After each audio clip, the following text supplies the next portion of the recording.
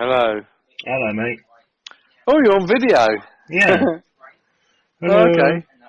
Can you see me? Yeah. Oh, really? No. Well, I can just see your thing. That's what I'm playing with at the moment.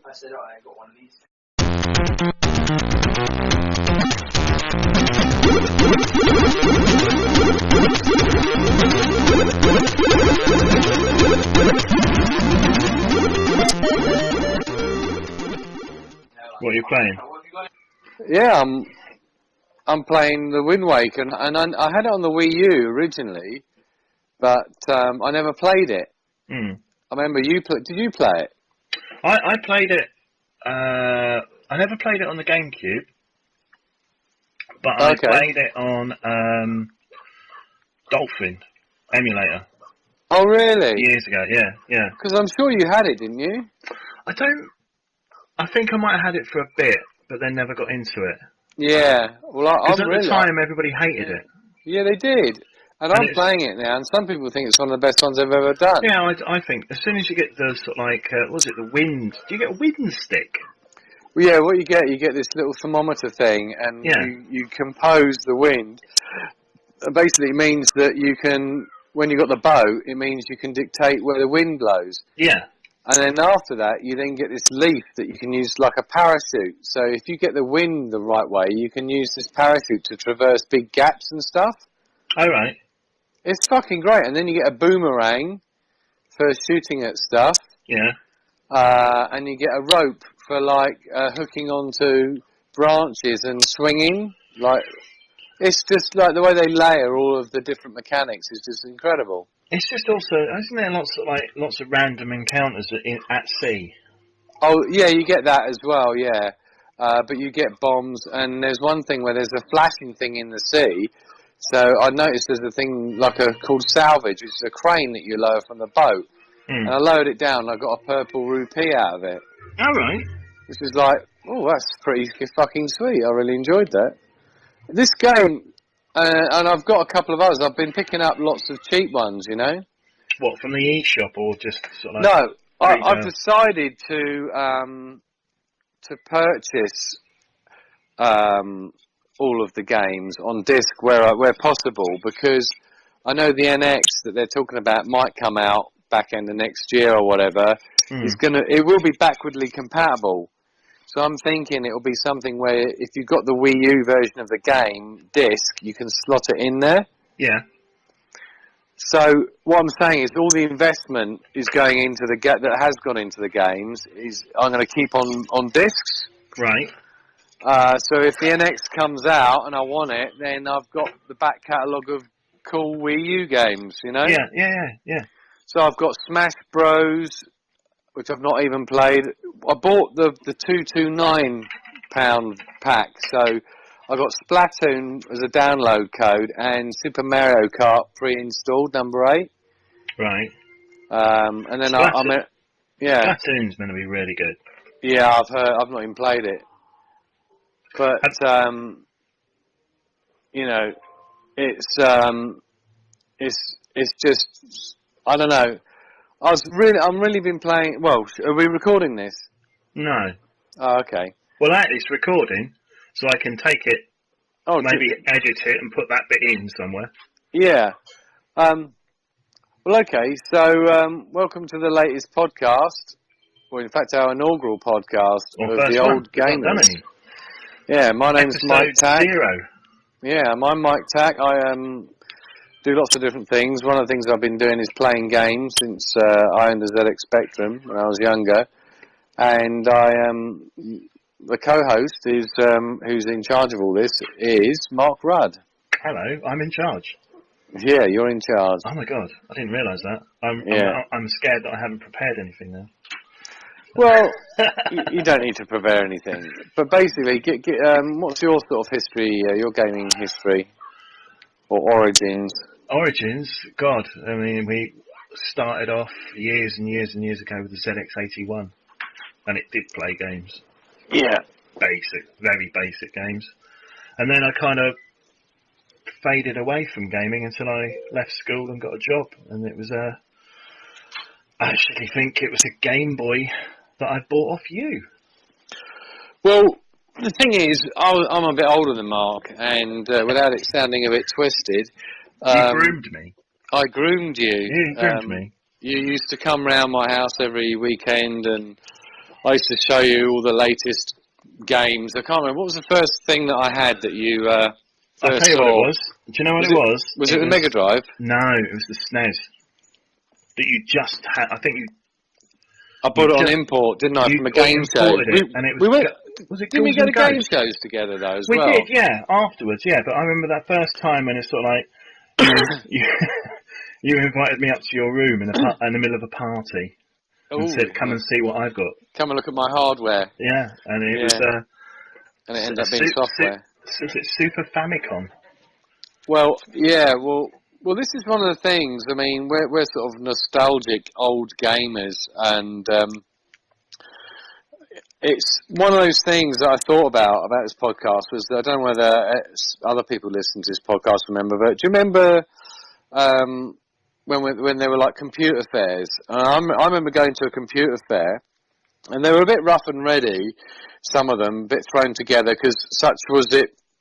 The business at the time with the Spectrum and the Commodore 64, they had these sort of little places that someone had set up, a computer games fair. And, I mean, I remember seeing Jeff Minter working behind one of his stalls, and he was showing off a game called Ancipital, I think it was. Oh, I don't remember that. Yeah. They were kind of, I just remember them being... They were kind of like glorified car boots, just for the computers. Yeah, but you had the programmers there, and this was the fledgling part of the industry where Interceptor Software were there, who did a lot of Commodore 64 games. You had Tony Crowther, who, if you know these names, he did a game called Captive, which was brilliant, but he also started off doing some brilliant games on the Commodore 64, like Wanted, Monty Mole, Blagger. Blagger 2, Son of Blagger was one of my favourite games on the Commodore 64. And you got to meet the guys, say hello to them, and you'd also be able to buy games on tape, cassette tape then, in advance of them arriving in the shops. And I remember I even acquired a copy of a game called Where Eagles Dare, or Who Dares Wins or something, and it was basically a rip-off of Commando. And the version I had subsequently was changed before it went to retail, because I got this special one which was not like the retail version, because I think Capcom had the ump and said something was too similar to Commando. Yeah, so they used to get the ump a lot about that. So anyway, so these computer fairs went on, and then we all went through the usual stages of getting the latest computer, and then the consoles came along, and I got a Mega Drive which was modified to work in the UK, but then I was at this show and the Super Nintendo just appeared, and they had Final Fight, Super Mario World and Pilot Wings for sale, and I don't know how much it cost me, but I just went, I'm having one of those, didn't I? And I just... Wasn't it, didn't it come with Ghouls and Ghosts as no, well? that didn't come out till later. I remember it was ActRaiser. I remember that. That's a great game. That was a really good game. And, well, I think ActRaiser came out later because obviously you were buying imported games, so luckily there was a lot of English text. Occasionally you'd have to struggle with some Japanese menus, and it was a bit of a guessing game as to what did what, you know. But to have this console, which in those days, I mean, if I want to tell you my biggest guilty secret, is that I bought a PlayStation 1 for 700 quid from Television Games, didn't I? God. And that came out, it was a fully converted Japo one, but it was like a year and a half before that PlayStation ended up in the UK. So for a year and a half, I had this Ridge Racer, this basically the first time we got an arcade, in quotes, game, which at that time was the leading graphics, at home. And that and Tekken, which I kicked everyone's asses on when I was playing King, much to your annoyance. You never annoyed me. I did. I absolutely thrashed a lot of you all the time. But you had host advantage. That's what it was. You owned the thing, and we had to go home every night, and you got to play it when we weren't there. Yeah, that's my stand. Yeah, well, when I'm the one that spent the 700 quid and you lot paid fuck all, then that's fair enough, isn't That's it, true, really? yeah, no, we can't complain But, about that. and then my other guilty secret was that I then blasted a load of money on a Neo Geo home entertainment system, the AES. Oh, God. And Why the did games in that were arcade games in the size of a They were brick that boards. went into this big plastic console. And those controllers, weren't they the best controllers ever? Oh, absolutely. Arcade perfect Well, yeah, controls. They were were. absolutely brilliant. Remember NAM 75? I loved Yeah. that game. Yeah, but weren't the games like 150 quid each? I think there were 120. I mean, NAM was 75. So it puts into perspective something which, you know, I've heard on numerous podcasts about the price of games these days. Oh, yeah. I mean, digital versions, they fuck everyone over on, which they do that just to keep retail alive, I think, Well, because... it's interesting, you know, we're recording this on Black Friday, and, you know, we've seen deals today where the digital version of a game has been... Alright, so Argos... Sorry, I'm going to say this now. Yeah. A good example is Argos was selling the new WWE game for $15.99 on PS4 today. Yeah. And the PlayStation Store discounted their digital version by 25% to £41. Yeah. Well, I'm not going to bend over for Sony. And that nicely segues into our conversation before we started this, was that I own a PS. If we go through the systems, I've owned all the systems going, basically. Yeah. I've now settled on a PS4. I did the PC gaming and all that, and graphics cards, and constantly upgrading to get 1 extra frames per second out of the game. Fuck that. I'm not going to spend 500 quid on a graphics card just so I can wave my cock around and say my game is slightly better than yours. You know, it's I'm happier now as a console gamer. But recently I felt a bit what I would only describe as violence fatigue, maybe, and I started looking at the Wii U and I thought, you know what, I really miss those days, those misty-eyed days of having some fun Mario stuff to play on, or something like that. Even though the console's graphics are not as powerful as the latest gen, I thought, you know what, I'll have a look into this. And the Wii U, which I've now bought for $229, including 2 games, which is basically stripping the console from half its initial price 2 years ago, from 300 to more like 150. And I was playing the Wind Walker on HD on Zelda, and I've had a smile on my face all the time. I've enjoyed it so much. I've been buying up, like today's Black Friday, I bought the Ninja Gaiden 3 version you can get on this. That's meant to be really good for a tenner. Yeah. And I got Zombie Wii U for like £6. And just for a fucking laugh, I thought, fuck it, I'm going to get Mass Effect 3 with the extra screen shit going on. I know, it's ridiculous. God. But I love Mass Effect, and I don't actually own a physical copy of it. Do not buy Watch Dogs on the Wii. No, I'm not going to do it. It's not a good version. No, well, I've done that. But no, I had the same feeling, you know. I had a Vita, and I had a 3DS, and got a little bit envious of the Vita, so I ended up trading that in when the Vita came out and getting that straight away. And I had that for 3 years, and I was starting to get a bit bored with the Vita, and I wanted a new 3DS. And I think that's the mistake I made, is that I went for a new 3DS and found the experience of owning one of them not what I wanted. It wasn't. You know, the Nintendo stuff is there,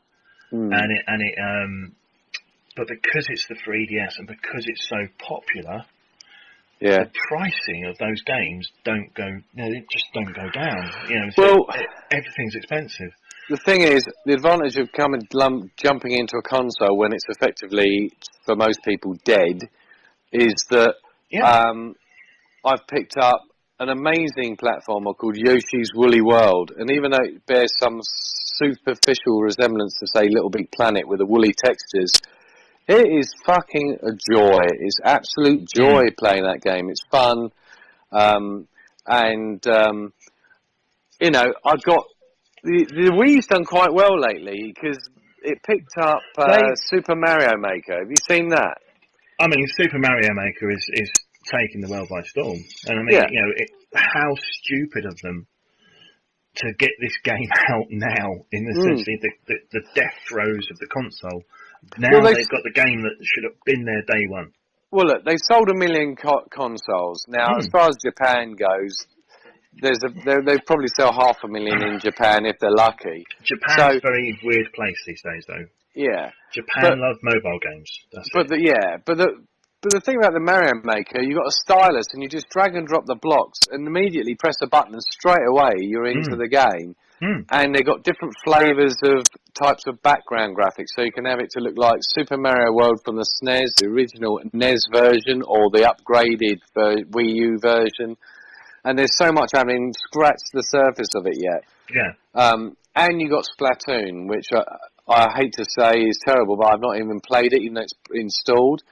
And I've heard that that's a fucking really good... I mean, that's up for some awards, as long with Mario Maker. So Nintendo, in their usual style, they make people wait. I've actually put an order in for something called Xenoblade Chronicles X, which they're saying has got one of the biggest open worlds going. Well, you know, that's in a debate.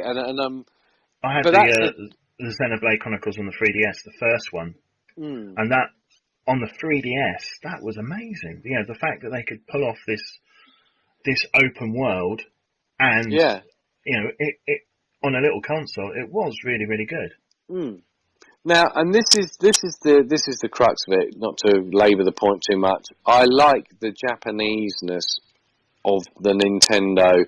You know, I'm a massive fan of the Yakuza series, which is why I even got a PS3 that I've hardly used. I'm waiting for the release of Yakuza 5 because I love the weirdness of those types of games.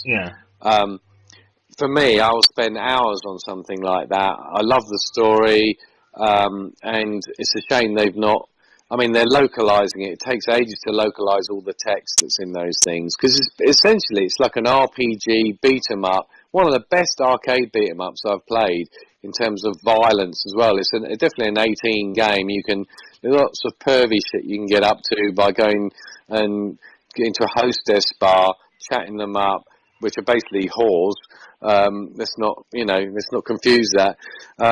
And you can go and have a massage, and you can play darts, and there's mini games. Do you remember the game called Goman?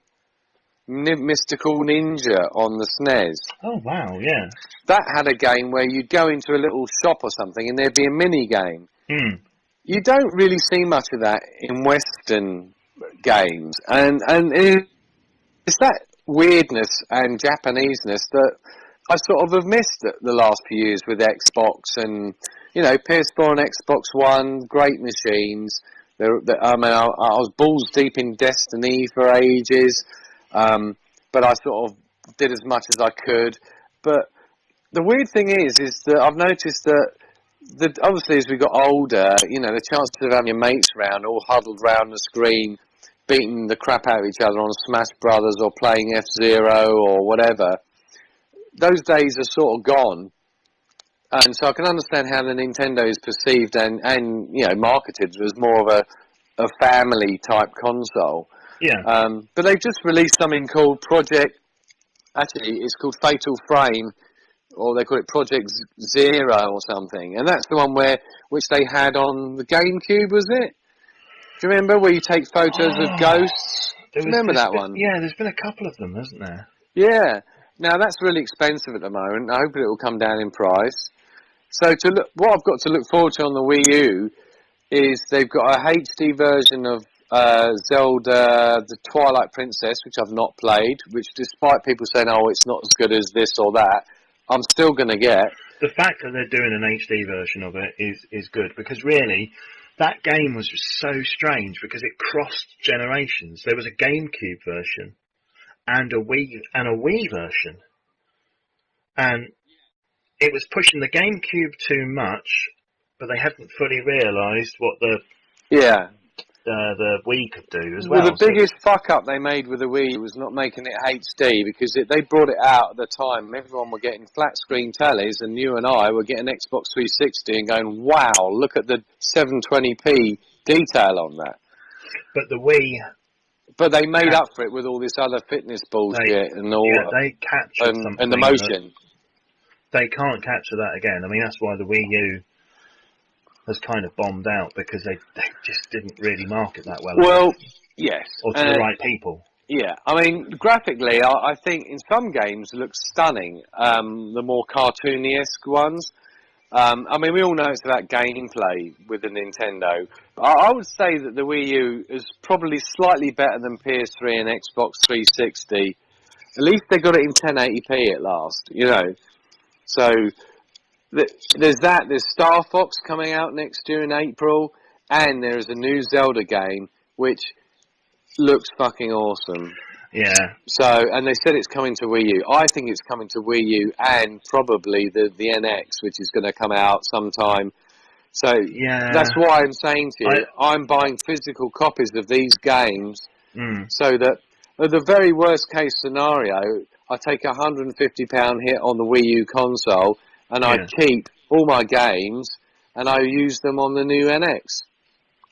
If it's what I, you know. Yeah. See, I mean, that's the one thing that we don't know about the NX is it actually even going to have an optical drive in it? Because there's rumours that it may not. Well, I think it will do, because if they don't want to fuck off all the Nintendo people, they will have a drive in it so that you can at least play. Because you can put Wii U games into this machine, Wii games, and they'll still play if you got the controllers. So, I mean, they haven't had a good history of backwards compatibility, of course. But, I mean, look, you know, I'm a grown-up, okay? If I want to just say, fuck it, I'm going to buy myself one of those, I'm going to do it. But that's what I'm hoping. But even if I don't, I've got already like 8, 9, 10 games, which, because I've not been a long-suffering Wii U customer, I've been waiting for years for these things to come out, I've come in really at the best time where the console's half the price and I've got all the best games available for it. Oh, yeah, yeah. And I mean, there's a thing with Nintendo that is not true with the other consoles, is that, you know, because there's not a lot of games coming out of it. Yeah. Because it's literally Nintendo only. Yeah. What happens with that, though, is that means that when they do release stuff, it's good. It's such a good quality that it lasts you for a long time. You know and I mean, I've learned lessons. I mean, Splatoon, they are supporting that with new maps and new downloads for free, and this is new for Nintendo to try and do that. Well, have you seen recently that they announced that Cloud is going to be a playable character in Smash Brothers? Yeah, it's really weird. It's weird, but it's cool. If you watch the videos of it, I don't know how. I don't know how the irony of that. I mean, because you know, people might not know that. I mean, Final Fantasy VII was meant to be coming out on the N64. Yeah, and they got fucked. Nintendo fell out, and it ended up on the PlayStation. One of the biggest selling games on the PlayStation. It was, yeah, and I mean, you know, they didn't. It's just, and since then, I don't think there's been there's been remakes on Nintendo 3DS and things like that. Well, maybe they're thinking we're Japanese, we should stick together because the world's getting more competitive. Yeah. But you know, Nintendo are sort of to the general Xbox and PS4 players are looked down or frowned upon. But I think their heritage and their history I'm so glad they're around making these really fun games. I mean, this Zelda game I got stumped a couple of times already, and I'm like, what the hell do I do? And I'm thinking, there's a lot to this game, you know. Yeah. And the Zelda games are some of the best games ever on whatever system they would have ended up on. But the design.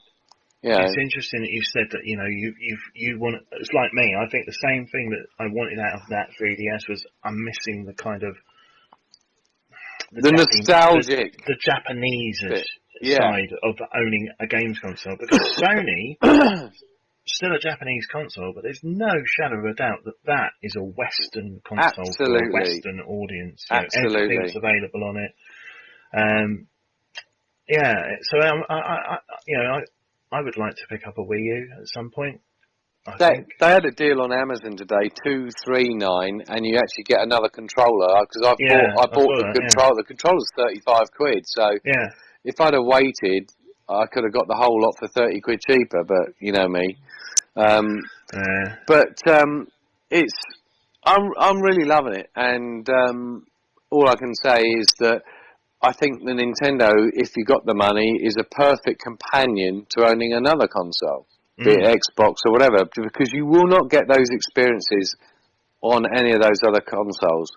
No. And I mean, the other thing is, I mean, Just the same as you won't get Ultraviolet Mad Max, which I've been really getting into on the PS4. You know. yeah. I mean, to be honest, anything just to get you off Destiny. To be honest. You know what? Let's talk about that. Destiny, Man. Taken King, did a fantastic job with that. What's happened since? Well, what's happened is that I got up to 298 on my light level, and in order to get over the crest to 300 and higher, you need to either do Iron Banner, which is multiplayer, which I'm no good at because there's all these Twitch fucking gamers and people who know the maps better than I do, or you have to do a raid. Now, I've been in on the raid once, but to get 6 people, especially of our ages, who've got families and responsibilities and not 8 hours to just... I mean, I got on this raid at midnight from some Americans I knew, and I didn't go to bed till 5 in the morning, and we didn't even get past the last 2 bosses. Oh, no. But it was brilliant. Some of the best multiplayer gaming. That's the one thing I say about Destiny. If you do a raid, that is the best multiplayer gaming I've ever experienced on any system in my life. It's top notch, and the shooting in that game is fantastic. Oh yeah. I mean, everything that Destiny does right, it does really well. Yeah, absolutely. But then that's the Bungie side of it. Yeah, the Activision, we're going to fuck your wallets then comes in, doesn't it? I mean, there's an article up on our website that I put up this week on tooldgamers.co.uk. Yeah. And it's literally just about what the hell are they playing at? Have you seen this refer a friend thing where... And it's so weird because it's like, refer a friend to play the game. And after they've bought the game, what? Well, no, you're not going to say that here. If you want your friend to come and play, maybe give them a 90-day download code to play. Yeah, well... To get... Not, do you want to play this game with me? Yeah, well, it's 30, 40 quid. So tell you the thing that and then we can get some new emblems or something. Well, the thing that I think is annoying is that they said that initially when they brought out the shop for the emotes, which fine, and I admit I spent 10 quid on some shit. You didn't. But I did. I got the Michael Jackson dance. I knew you were going to say that. Of course, everyone's going to get that, aren't they? You're going to buy the Thriller dance. But, it's like, they then said, the money we generated from that will go towards the live team for generating extra bits of content and stuff. And now we then hear that doesn't actually mean any much because they're still going to issue DLC because they've got to. It's just a 10-year plan. I think that the plan is that with the Taken King is this year's DLC, and it's going to be for year 2, and the mysteries that they'll unlock throughout the year. Yeah. So I don't think we're going to be forking out for another content pack. Yeah. But hey, Bobby Kotick and Activision love money, so who knows?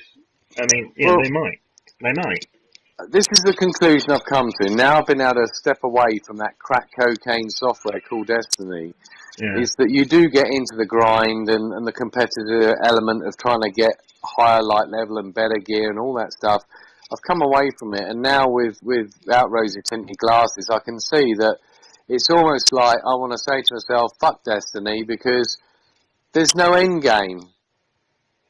There is no end game. There is no end to it. And that is what you used to have with Halo. Yeah.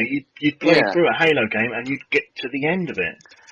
Well, and there's no end. There's no end to it, and I think to myself, because I went away from it for a bit, and I played that Until Dawn, the horror slasher thing a bit like Heavy Rain in terms of interactivity and everything, and that was brilliant. I had a great time with that. I ended up, apparently you can either save everyone or everyone dies or anything in between. So I had 3 people who died, although one of them, I just slipped my finger on the button on the QuickTime event, and the bloke ended up having been beheaded and having his head thrown onto the doorstep of this house. That was deliberate. But I thought, yeah, fuck it, looked quite good anyway. But that was great. And then, you know, Metal Gear Solid 5, what a fantastic game. But I stepped up, Destiny dragged me away from that, and I feel a bit, I've cheated myself, because Metal Gear Solid, I was having a blast with that. The thing that really annoys me, is that I understand that the Halloween event was actually really good, and they did lots of it was okay. interesting overrated things. Right, I was away, so I was out of the country, so I missed that whole event. Yeah. But because I was away, I came back and thought, I looked at the disc and just thought, nah, I'm good. Yeah, well, it's all about, Destiny is about community and friends, and I did join another clan and all that sort of stuff, but they are in America primarily, and they're all up at different times of the day. And in the end, I just thought, I had a few quests to do, but they were so fucking rock hard at the level I was at, I just got pissed off, and I thought, you know what, I don't really need that gun. And in the end, I got into this circle where I was getting all these weapons, crushing them down, and some elements about weapon parts being scarce, apparently they fixed now, so you can buy them. But I just thought, you know, like when I finished Destiny the first year 1, I was like, no, I've had enough. And really, there's so many other good experiences out there that I haven't touched. You know, we talk of our pile of shame, which is games that we've not yet played. I actually started playing a bit of Alien Isolation. Which is an amazing game. Which is incredible, albeit I can only play it for half hour at a time because I'm shitting myself so much. Absolutely. I got into one bit where the bloody thing with the alien was stomping around all over the place, didn't you? And then I thought, oh, fuck this, and I just ran for it and just hoped it didn't get me. I tell you, I had that last year, and I literally couldn't play it for more than half an hour like you. It's tense, isn't it? And then for Christmas, my wife got me the Sony headset, the 7.1 surround virtual headset. Now you can't play it at all. I played Alien Isolation for 15 minutes with those headphones on, and the next day I took it to game and traded it in. I thought, I am never playing that game again. I cannot go back to that. Well, knowing that it's a 20-hour campaign, that's even more daunting. Have you seen, though, that somebody on the PC has modded Alien Isolation to take the alien out? Right. So that you can actually walk around the ship. Because, I mean, you know, that game, visually, they nailed it. Absolutely nailed how the films looked. Yeah, absolutely. I think that's been the best, actually, film-to-game conversion ever made. Ever made, definitely. Oh, that's kind of... Apart from maybe the Batman's pretty close. They're pretty good. I can't think. If you think of taking a film... That kind of leads nicely into Star Wars Battlefront. Right. I've got it. I've got it. I've only played it. You haven't played it? But you're not a Star Wars guy, though, are you? You're slightly... You mean I'm not Star Wars? I was there when it came out in 1975 or whatever the fuck it was. I was in the cinema. You've just proved yourself, 77. Oh, yeah. Look, okay. But, I mean, for I'm me, not some spotty bloke that jerks off over pictures of Han Solo on the back of a video case. I only did that the once. Yeah, okay. But for me, you know, you and I differ slightly because you were slightly older when Star Wars came out, and I was like 3. Yeah. And Star Wars was such a huge part of my childhood, and still is part of my life now, despite George Lucas's best efforts to destroy it. Star Wars Battlefront, it's getting a lot of flack, and I don't know why. I've heard of a lot of people say that I like it actually because I like the way that it takes longer for you to get killed. So people like me with slow reactions can maybe think, oh fuck this, I'll just dodge out the way and I'll recover my health, and maybe we'll have a go next time. I think there's a lot there, and I will get into it. Carl's now back, so he's got it. So if we can get a group of us going on, because you know the multiplayer regime or infrastructure has replaced mates around a TV, whether you like it or not. Absolutely. But Absolutely. if you can't get all your mates on at the same time, then something like that, multiplayer, can be, for me, a bit soulless and a bit depressing. Sometimes I'll do well, and then other times I've got Black Ops. I'm thinking of getting rid of that straight away. My brother wanted to play zombies on it, but he's never on the fucking thing anyway. So I think, well, what's the fucking point? I don't play I haven't played Call of Duty for a long time, and I've only dabbled in Battlefield. I haven't got the time to commit to that kind of game. So essentially, it's the same as Destiny. That's why I fell out with Destiny, is that it's now aimed at a hardcore player, and if you've got 2 kids and a wife who works evenings, you don't have time to dedicate to that. Battlefront, though, literally, I can have 2 or 3 matches of different modes about an hour before I have to go to bed. And it's so much fun, and it's so simple, and it's not stressful. That's the word which takes me back to the Nintendo thing, is fun. You've got to have fun. And I found that, a lot of these multiplayer games, I just get so fucking wound up by them, For people me, spawn killing and shit like that. I'm just thinking, there's just no fun in it for me. I'm not going to turn around and say, the reason this is the best thing ever is because the gameplay and everything. It's because it's Star Wars, and it makes me smile. Yeah, the Endor bit is awesome. I'm keeping it. I'm going to be playing it. We'll probably play it over Christmas. And if there's a group of us and we get to know the maps, so that's the other thing. You need to play a lot to learn the maps. Early COD, I did play it a lot, and I learnt the maps. And you always find that you end up not being blasted at the bottom of the kill score, kill ratings, once you know the maps. But I think I think the big thing is that I've played a lot of Battlefront in the last week. Literally, at any moment I've got, I'm playing it. Yeah.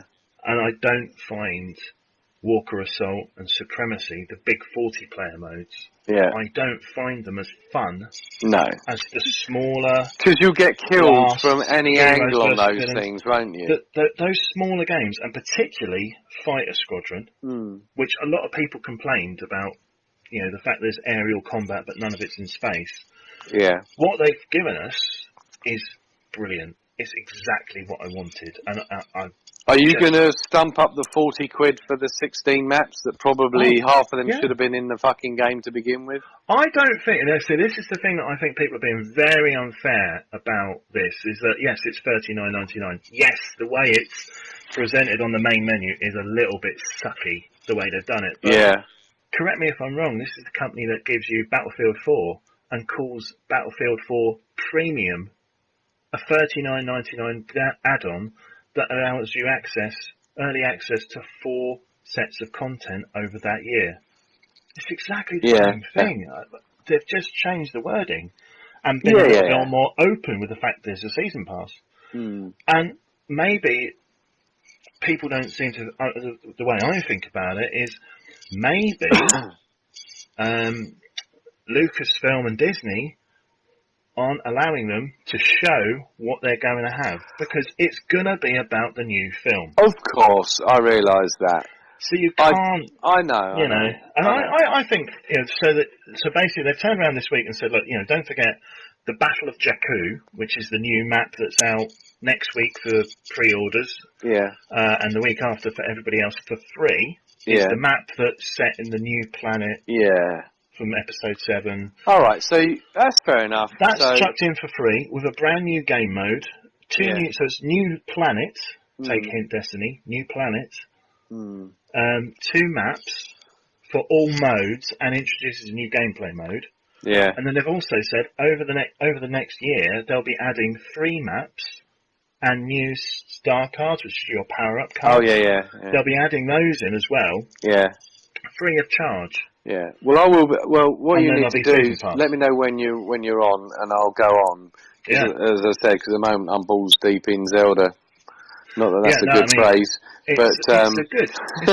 It's but, it's really good. I think for someone who just wants a fun game to play, there's things wrong with it. Yes, there are things wrong with it. The progression is a bit slow, and there's not a lot of point to it because they're all laser guns and they all look the same.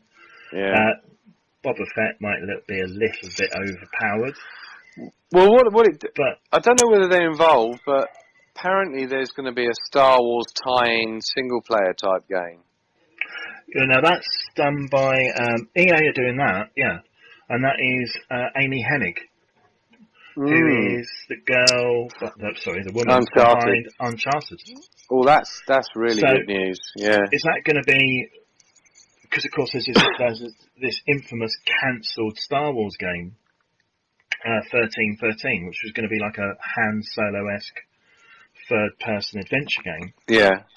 And it got cancelled when Lucasfilm shut down and sold to Disney. It got just canned. Yeah. And I'm not sure if it's going to be the resurrection of this. I hope it does, because the trailer they showed at a few E3s ago looked brilliant. Oh, they've shown a trailer of it, have they? Oh yeah, they showed it was E3. Well, that will satisfy the people who are sort of missing. They're probably a bit like me. This is another, segue into.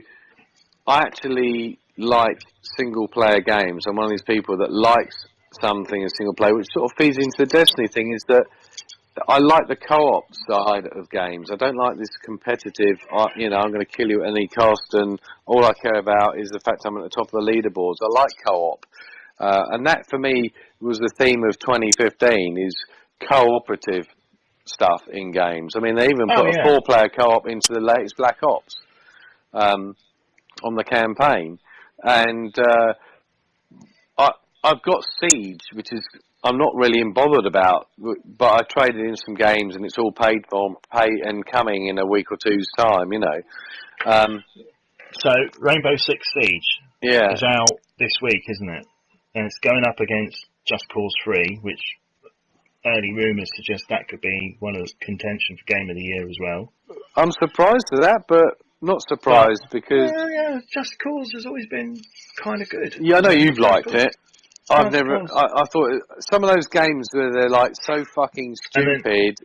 But I think the other thing is that Just Cause 2 came to life on the PC with the multiplayer mod, and that was just all kinds of insane. Well, and eventually ended up being officially supported.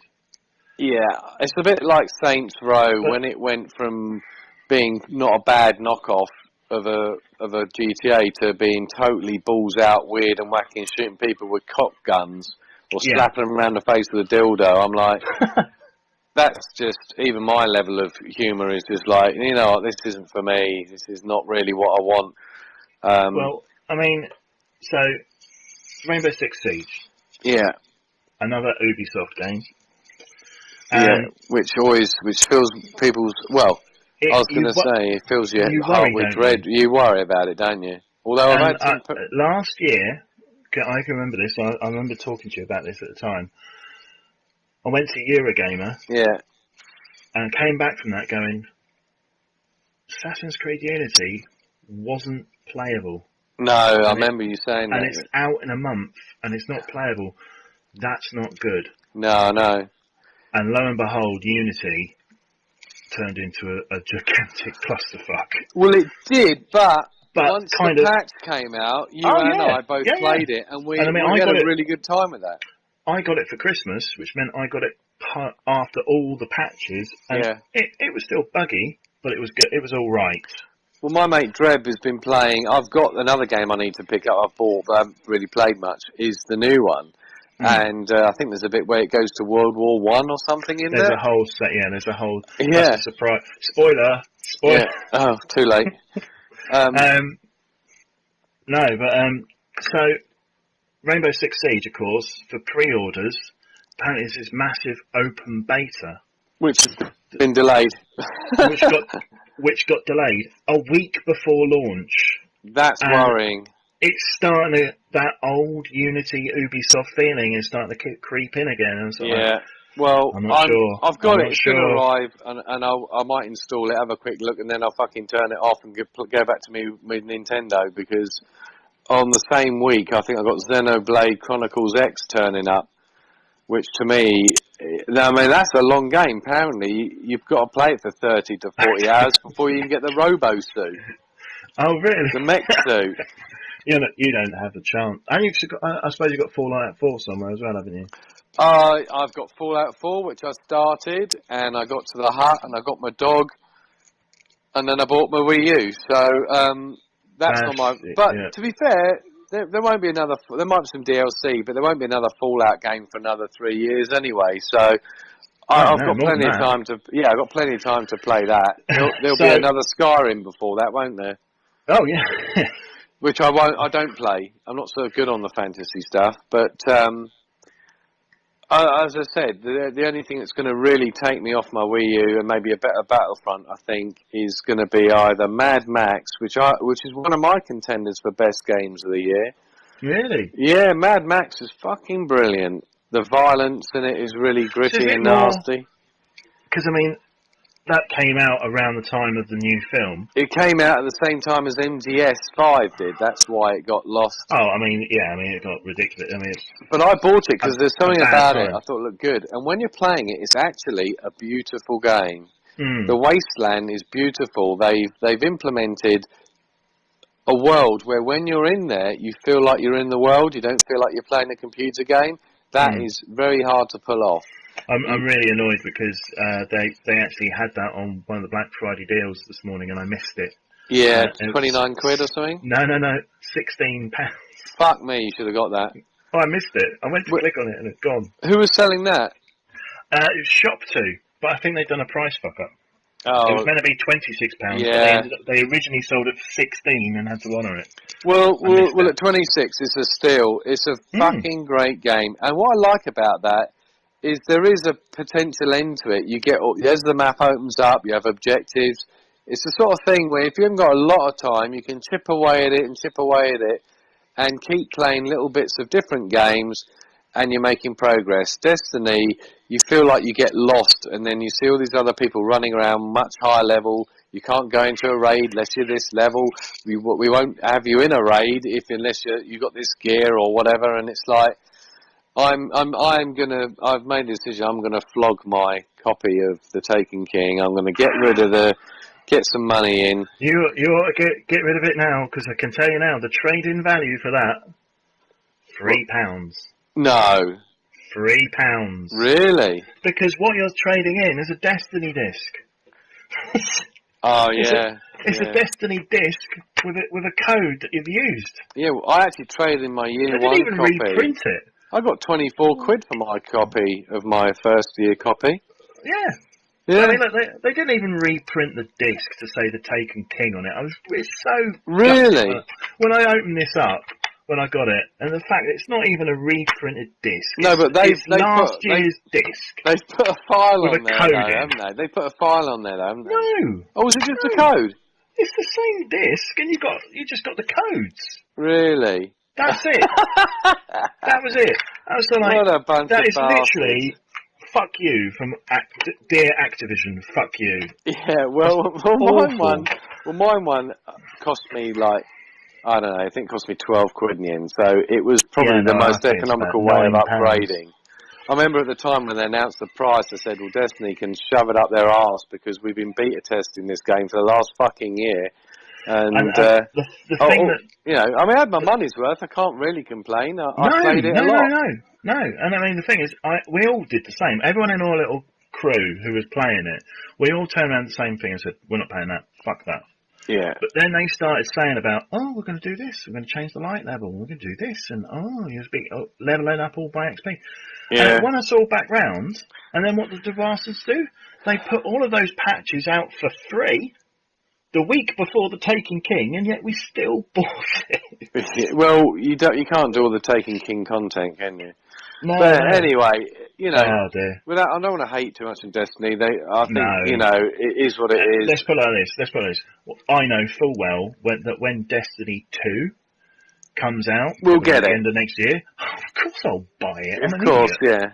Yeah, I'm a moron. Of course I'll buy it. But what other You know. games have we got in my pile of Right, shame? shall I do my pile of shame? You 'Cause do I've got yours. now this is physical. Yeah. This is my physical pile of shame because I Oh, don't fuck think me. there's enough time to do a digital pile No, of I shame. know, Because with all that the then goes into Steam as PS Plus. Oh, well. So I'm glad I haven't got a computer like a PC. Battlefront really isn't pile of shame because I am playing that at the moment and it doesn't really have an end. So, oh god, right. So this is the worst one. I've still got GTA 5. Yeah. And I've still never finished GTA 5. I On have, PS3 because or PS4. I really got into that, because I did buy it on PS3, but then I thought, you know what, when the PS4's come out, I thought, I'll sell it straight away, get a higher value back for it, because I know eventually it'll come out on PS4. I had to wait a while, but that was good. So I've never finished that. Really good, I enjoyed that. But then the heists and all that other crap was just such a pain in the arse to fucking do. Getting trolled by people driving around in cars with rocket launchers blowing the fuck out of you all the time before you can even get in your car. Fuck that. So bad at heists, weren't we? When we tried it, we just didn't get it. No. So I don't know. I still like GTA Online. Good value. I still dabble in it. Bang for your buck, that game. And then of course I got The Witcher 3. Yeah, I'd got it. I played some of it, and I was getting into it, and then something else. I think fucking hell, I can't remember. Something else came along. I think it's probably Metal Gear Solid 5. Yeah. Well, Witcher 3. I will finish this game. Yeah. I will finish this game, and I'm coming back to it. And I started playing it again last night because I started feeling a bit ashamed that I hadn't touched it. Yeah. Bearing in mind that also what I've done is I bought the expansion pack for it. Oh my god. Which I can't play because I'm not a high enough level, but I bought it anyway because I'm a tit. Are we a couple of mugs or what? Game of the year, Metal Gear Solid 5. That's the game of the year for me. It's just awesome, and I kind of fell off playing this for one simple reason: is that I don't want it to end. Yeah. What level did you? How many standard missions did you get up to? I think I got up to about 18 out of the 70. So I got in. I can't remember the name or the number, but I know it was in Africa. Did you get close? So you got quiet then? Yeah, I got quiet. Best video game character in history, as far as I'm concerned. She's so fit. Got quiet, and I've also got her covered in blood as well. Nice. Why not? Of course. That game. Have you got blood on the cleavage? Yeah. Nice. How? Not now. How can a game be so set in reality and so batshit insane at the same time? I mean, only Kojima can do that. That game, insane. The playability of that game. See, in a way, right, this sort of feeds into what I was saying earlier. That, for me, is one of the most Japanesey feeling games that have been released this year. And I love that fucked up, sort of batshit crazy element. I've got Bayonetta 2 on the Wii to play. That looks misogynistic to the nth degree. That is what I want to play. That's what I would get a Wii U for. Absolutely. It looks phenomenal. Did you get the special one where it came with Bayonetta 1 as well? No. Oh, right. Too expensive. I picked this up for 16 quid. Bayonetta 2, though, I've played a demo of it, and it's just brilliant. It's just brilliant. Yeah. But a lot of people were upset with Metal Gear Solid 5, weren't they, about the portrayal of women. You know, and as of that's how women should be portrayed, as far as I'm concerned. Oh, we're going to get in trouble. They should be portrayed as sex objects who do the washing and the cleaning. Yeah, but the thing is that Japanese culture, that's how they personify women, isn't it? So I don't think Kojima thought he's probably doing anything wrong. But anyway, seriously, that game shouldn't be that good. And how has it taken him this long to make a Metal Gear Solid game that good? Oh, I know. It's just incredible, and the attention to detail that's in that game is incredible. Have you got any more on your pile of shame? Oh dear God! I've got 3. Go on. In one. Uncharted, the Uncharted collection. Yeah, well, I have played all of them, but they look phenomenal. They've done a great job, and you know, I actually think that number 2, from what I've seen of it, doesn't look that far different from the new PS4 version they've been touting. They've done a good job. I think one's got a lot of change in it, but it is still Uncharted 1. Yeah. I think 2's benefited the most. Yeah.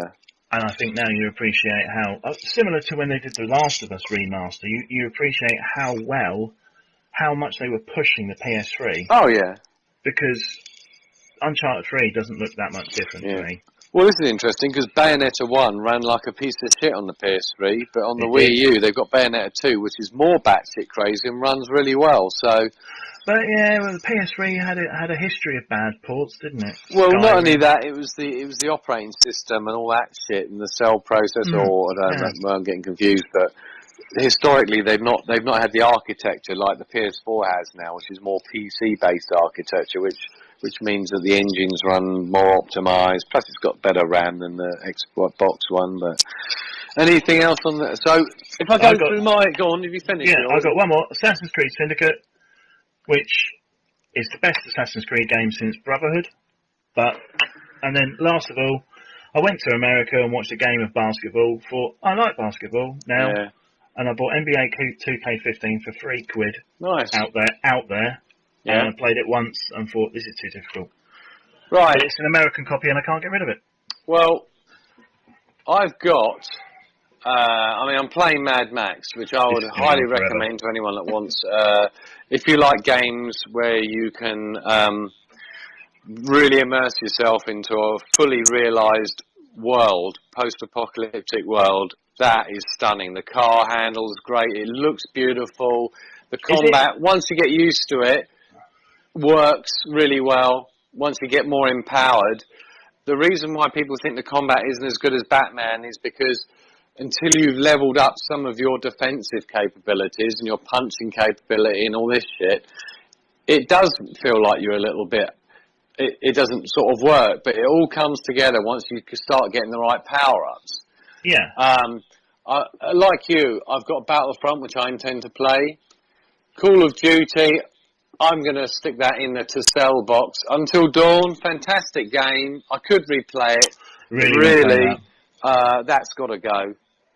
I've got Assassin's Creed Syndicate, I'm keeping that. That looks great. Phantom Pain, definitely not going to ever sell that game. Uncharted Collection, keeping that. Alien Isolation, keeping that. Destiny, you can go fuck yourself. And Fallout 4, I'm keeping for a long-term game. Now, on top of that, I've just bought a shitload of Wii U stuff. So, I've got Smash Brothers, Yoshi's Woolly World, You did get Smash Brothers. Yeah, you have to come round and have a go. Awesome game. You're going to like this. I've actually got 2 amiibos. I caved in. I bought. All right, I was going to ask you this. I was going to ask you, are you going to go with the amiibos? I bought the 8-bit Mario, where he's coming out of a bit of pipe that looks like the old 8-bit Mario amiibo. That looks brilliant. That works in Smash Bros. And I've got Link that was on sale for $8.99. That adds. I think you train up your character or something as you play the game. It remembers stuff. No, it's weird. Some of them are read-write, some of them are just read-only, I've heard. The way I understood it is, and this is, I think, why I fell out with my 3DS a little bit, was that I thought your amiibo was a personification of you. No. But no, it's a character that you play against, and it levels up the more you play against it. That's it. And it's like... Or you play with it, yeah. What? Also, they're really cool collectible...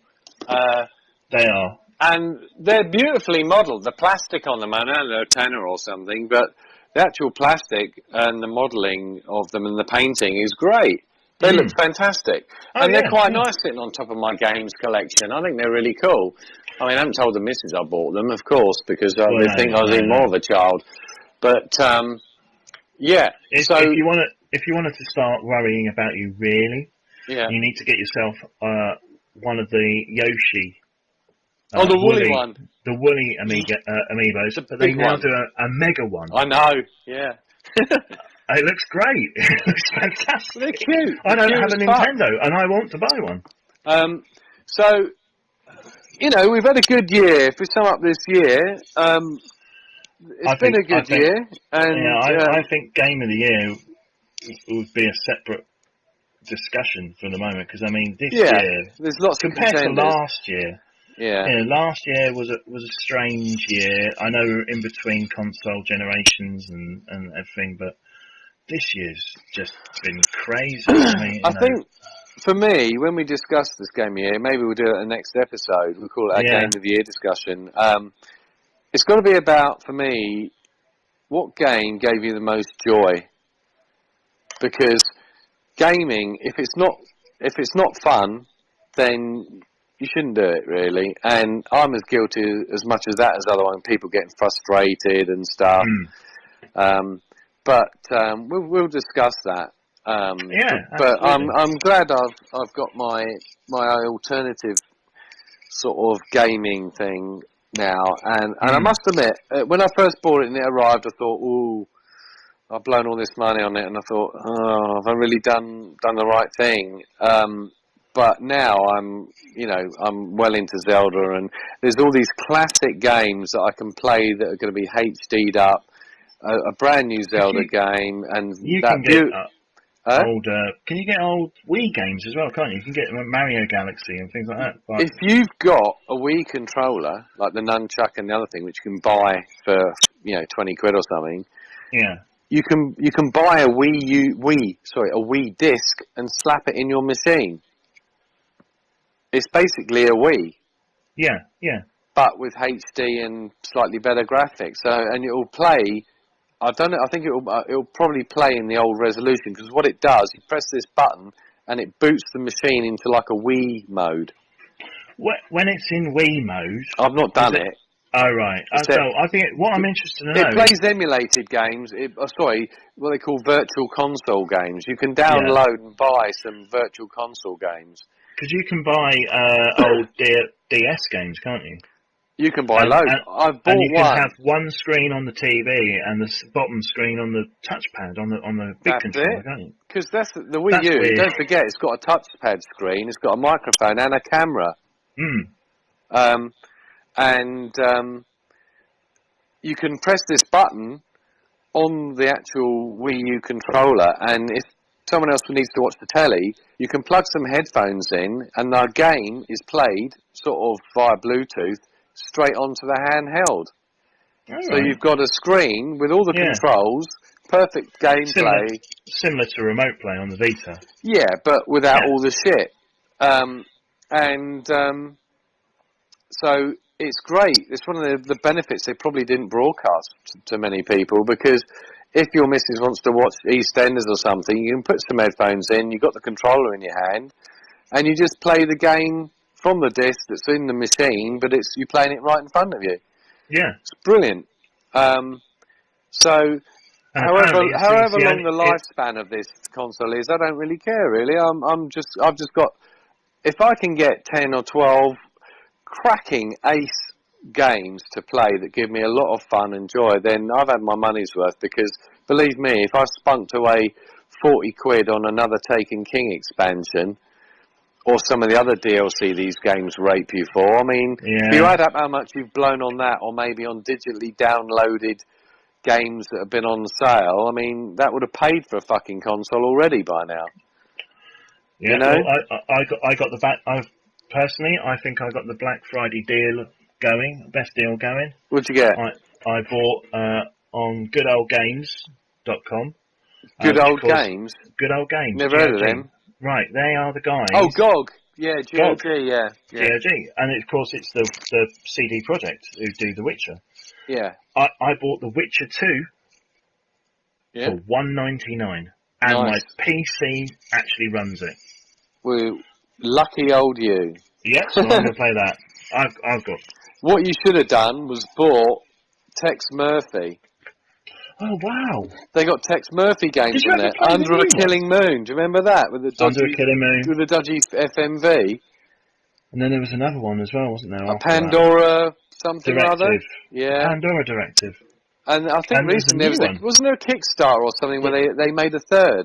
It came out. Yeah, and they got the same bloke wasn't he part of Is it the guy who played the detective? Wasn't he part of Access, or remember who made Beachhead on the 64? That games company. Do you remember them? Yeah. US Gold or something?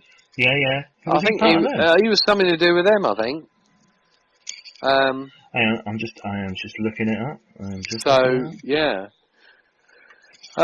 So yeah. I mean, for me, the game of the year, if it comes out before fucking Christmas, will be Yakuza 5, because you know how much I love my Yakuza games. Number 3, number 4. I spent 120 plus hours in each of those. And I still didn't get 100% completion. There were so many side quests. And the new one, the rhythm games, the way you can do karaoke, this weird fucked up karaoke with button presses. It's all in Japanese, the singing, with all this Japo pop music. In number 5, you get to, you play numbers of different characters. One is the young girl, who's his sort of adopted daughter, and she goes to become a J-idol. So she does dance battles in the middle of the street. Plus, you can play arcade perfect versions of Super Hang-On and Virtua Fighter and Space Harrier in the arcades for the first time ever. I mean, I love Yakuza, and I love the fact that Sega have taken that series where they have. Yeah. But well, this is essentially Shenmue. Do you know they're redoing the first Yakuza in modern graphics? They are, yeah. That's out in Japan quite soon as well, isn't it? January. Oh, they churn them out. But the Yakuza 0 that came out set in the 80s looks fucking brilliant on PS4. I'm hoping that gets localized to the PS4, because of the install base on the PS4, there's got to be some people that would generate turnover. Because what you find with niche games is they have such a rabid fan base who love the games to bits. That normally is... I mean, Sega are not actually financing this localization. Sony are doing it. So top marks to Sony for... And they were sort of behind announcing the Kickstarter for Shenmue. So... Right. And that leads me on to my final point before I've got to go and pick the wife up from a drinking session with her friends. No. Is I kickstarted Friday the 13th, the video game, the multiplayer Players Jason / Up Campers game that's coming out in a year's time. It made its Kickstarter goal, and for £22 or 20 quid it cost me for my pledge, I'll get a downloadable digital copy of the game when it's available, which I think is pretty good value. That is good value. Yeah. It does look a really good game, actually. It looks great. Idea. It looks, it kind of like Evolve came out this year, with a big monster and everyone. Yeah, without the bullshit, yeah. That looks like what Evolve should have been. One guy's a serial killer and everyone else is the victims. Imagine if you became a really good Jason, and if someone went into a multiplayer game and they saw your name and said, "Oh fuck, he's Jason." That would strike terror into everyone's hearts. I mean, I can't wait for that. So, right, you're screwing me over. I've got no money, but I've just gone onto Steam, and yes, Tesla Effect.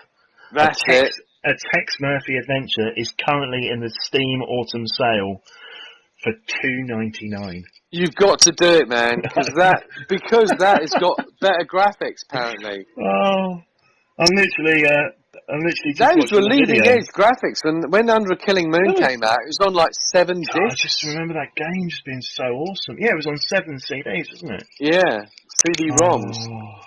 So, the trailer for it looks like they're also taking the piss out of the where it's come from. That looks awesome. Is there a Mac version available? Oh, hold on.